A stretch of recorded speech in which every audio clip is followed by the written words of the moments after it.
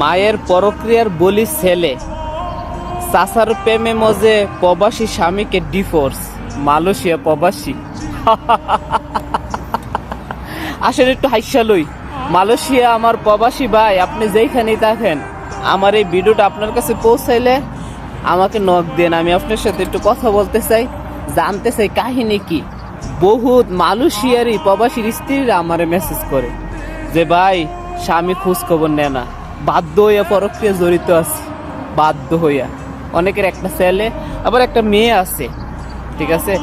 বহুত প্রবাসীর স্ত্রীরা, অনেক প্রবাসীর স্ত্রীরা ভাই বর্তমানে পরক্রিয়া আছে, কিন্তু প্রবাসী জানেই না, ঠিক আছে।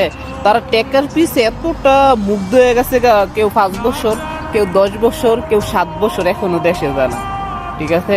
বউ কয় না, বউ তো এন্দা পরক্রিয়া চালায় যাইতেছে, কোনো সমস্যা নাই, এখন তোমার আর যাওয়া লাগবে না, ঠিক আছে।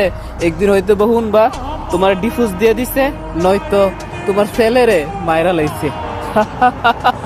তবে ওই নারীর প্রকাশ্যে আমরা ফাঁসি চাই, প্রকাশ্যে ফাঁসি চাই।